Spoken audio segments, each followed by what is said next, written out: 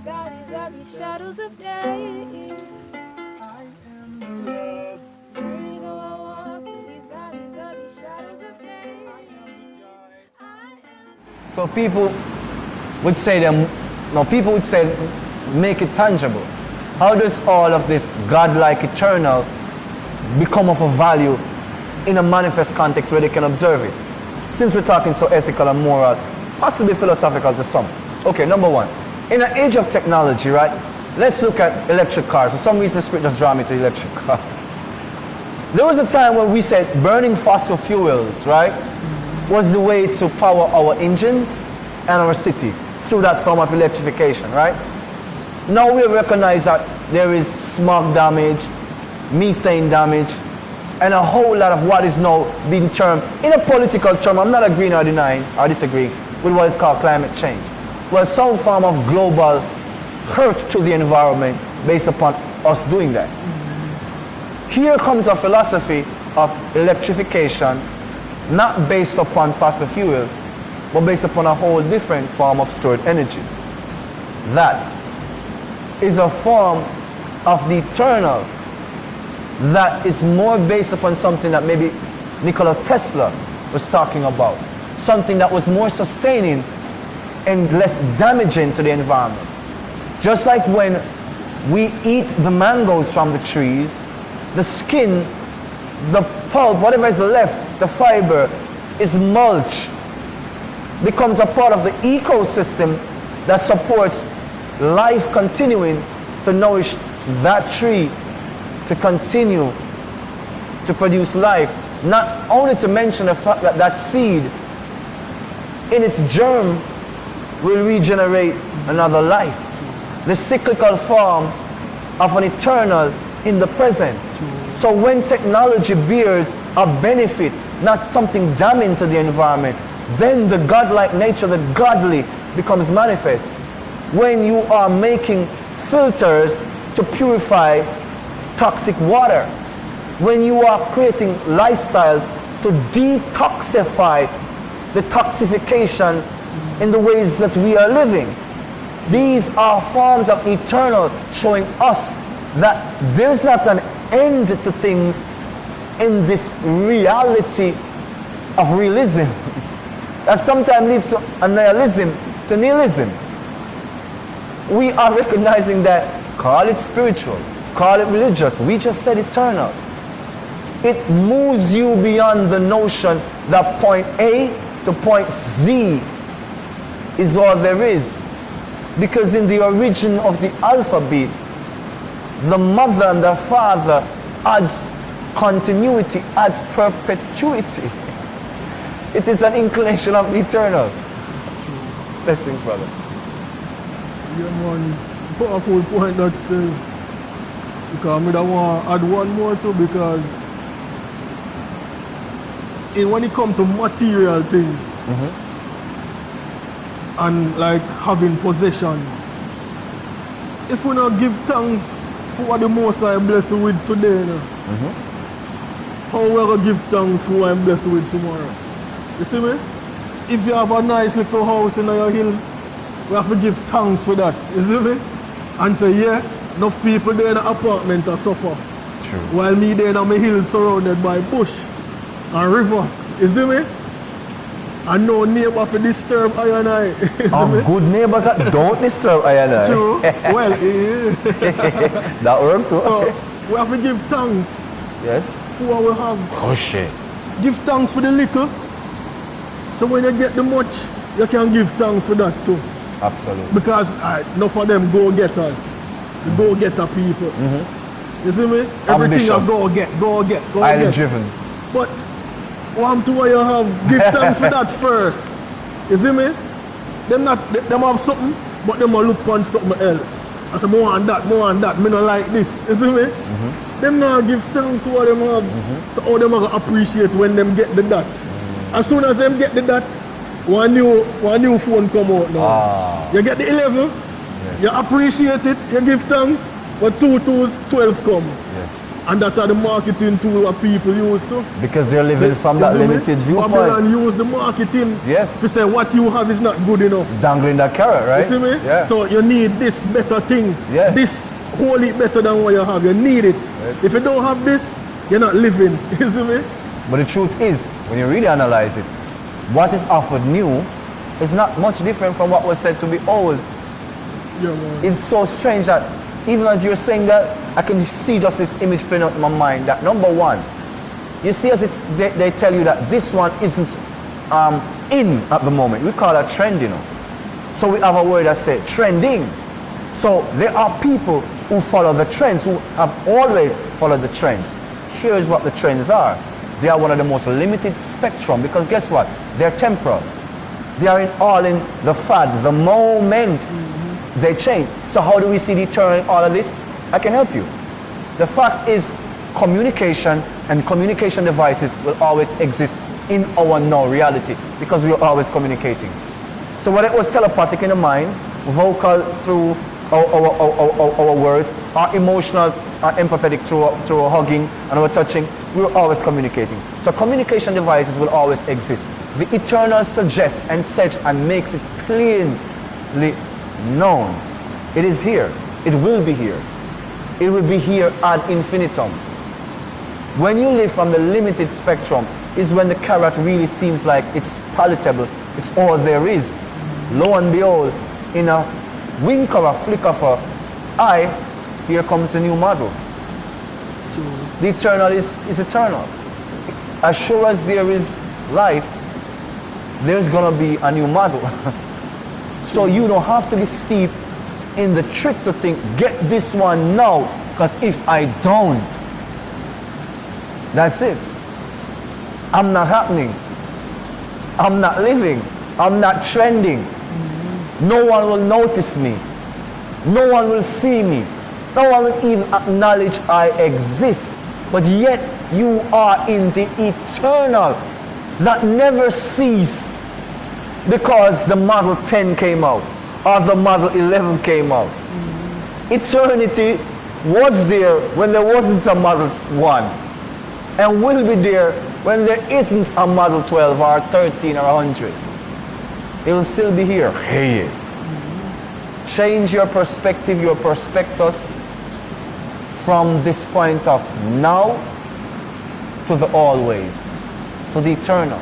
Because now is another point that is overspoken in reality. Moving energy from the future to the now. Moving energy from the past to the now. So I say they disturb the solace of the past and they rob the future of its promise and its possibilities, and they take from the now the presence of the present. So how could you be in the eternal when all you're trying to be is this temporary now, and try to say this now is eternal, but yet this now becomes then the more we move forward, because then is not now and now is not then. So we have people trying to fix the problems of the then, trying to preempt the issues of the to come. And what it is eternal is not a point in context. It's everywhere. Hey, present. Well, add to what you said. You see, when somebody think about the past, them get depressed. You see me? Dwelling on the past and things that hurt them on depression. Yes, absolutely. Dwelling on the future give anxiousness. You see me? Because you think, you know, dwell now, you know, you think about the future. And it make you anxious, you see me? But when you're there in the eternal now, you see me, the present now, the eternal present, then you're fully at peace. Okay, so now we understand where our mentalities are. So here the eternal now. Because the eternal, though they want to bring it to a now, yet there is the yet to be. So the yet to be couldn't be now. And what has been couldn't be now. So it is always, not now, but always. Eternity is always. So the people who are anxious of a future because they're trying to steal it of possibilities, trying to preempt activities, hence they're out of whack. But the present isn't perfect because what they do, they try to bring all of that anxiousness from the future, what is to be, what could be, and what has been, to now.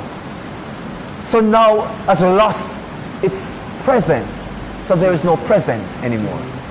And that is the unfortunateness of reality, where trends fade because now become then.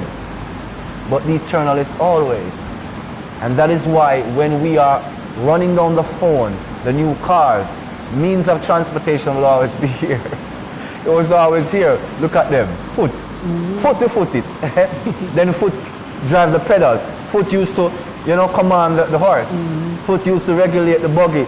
Hand and feet. Now we have the digital age, right? So communication, right? Symbolic, body, vocal, vibrational. It's still going on. So eternal is always, and it still is always. Because now we use the devices to enhance communication in a certain manner. We use these vehicles to enhance transportation in a certain manner. But it's always been this way. But they sell us this fact that, here, this is what's happening now. Lose sight of the always, so you live in the trends. And these trends, like I'm saying, they rob us of the always. And the always means your past is your past. Don't try to go there and mess it up. It robs it of its solace. Let it be. Your future is the possibilities. Let it be. That's what possibilities are. They are to be yet possible.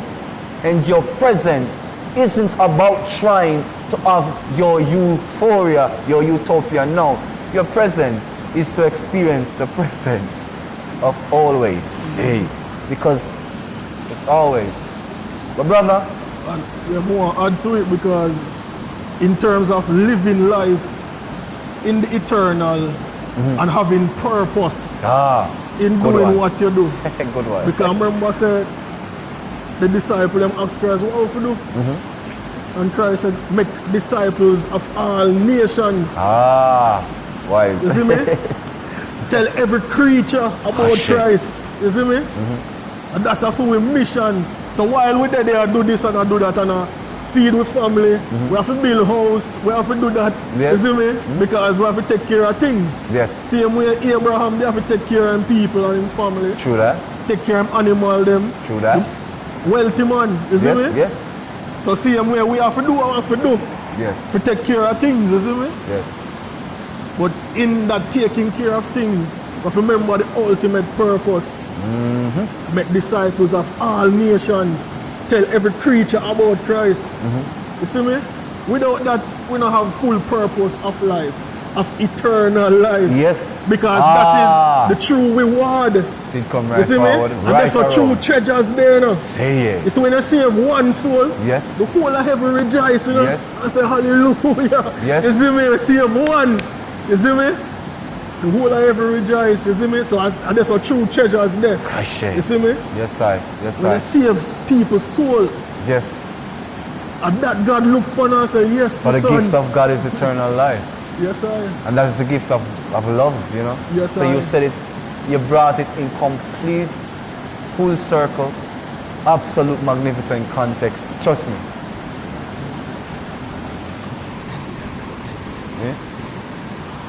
Yeah, man. Yes, I give thanks. Give thanks. Give thanks to this moment present. Give thanks for us going forward. Itinerary.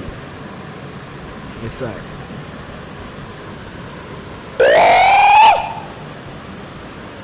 Word, sound, power. Clear the space and time. Give thanks.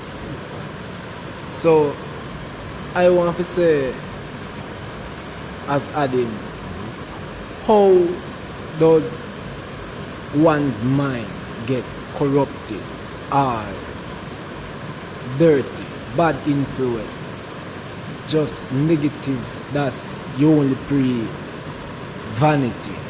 You only think of negative things. Fighting your brother, looking for what him have.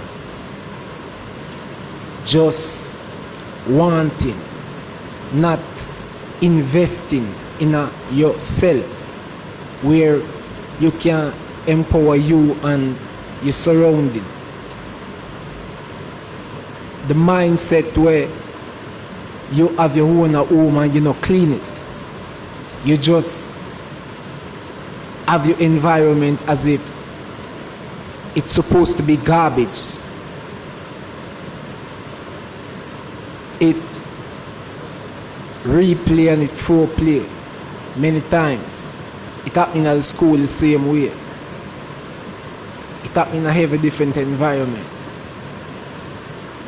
How can a child that is born with a precious mind, that is undeveloped, that is coming from the mystical presence of the Most High, become corrupted and disrupted? How could it be at this point in time?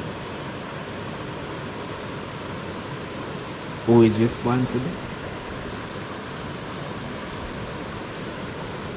Children cry, people cry, but yet them don't know where the pain come from. Ones may heal, ones may feel different kind of disorders. Because yet whatever you consume is supposed to make the body develop more and not get of less value. Seeing where if you intake a certain kind of food, then you start operate a certain way, because the contents are so much not what you are aware of or you've been taught of.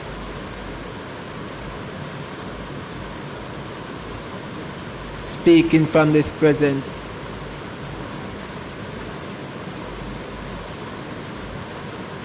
children disorders. Oh,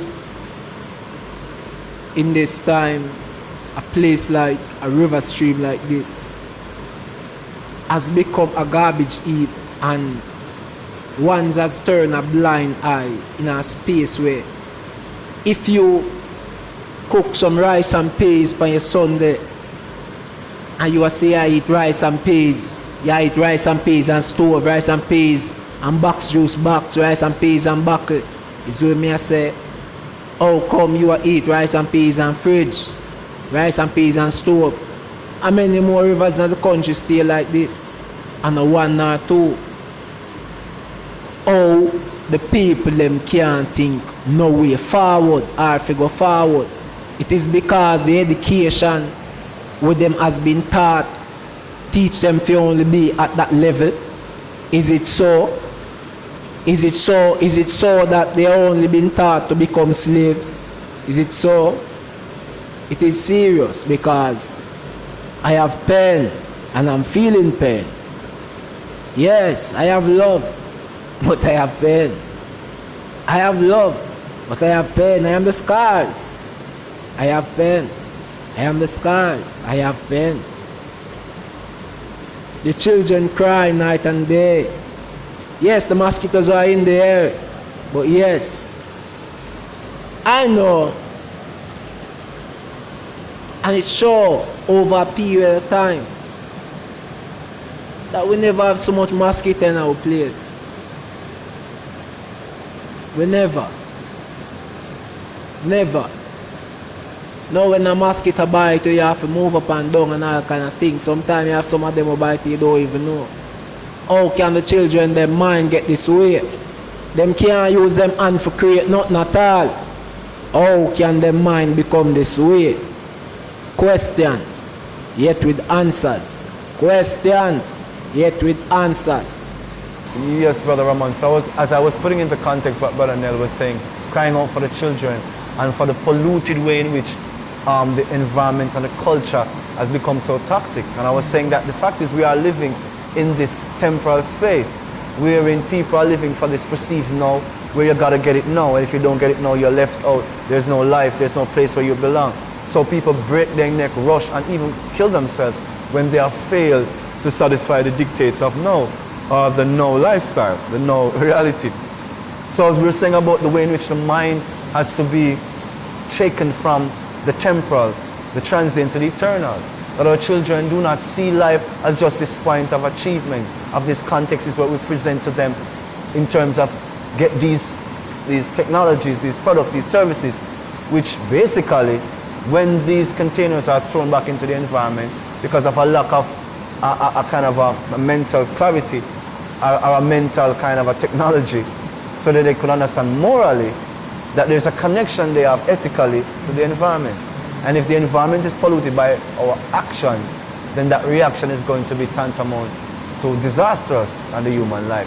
So to see the eternal, not the temporary, not the transient, not this moment in time, showing that as a way of life to our children, teaching that as a way of understanding to ourselves by living it, is what he's suggesting. That we are moral, ethical enough beings in the eternal to take care of the rivers and the streams.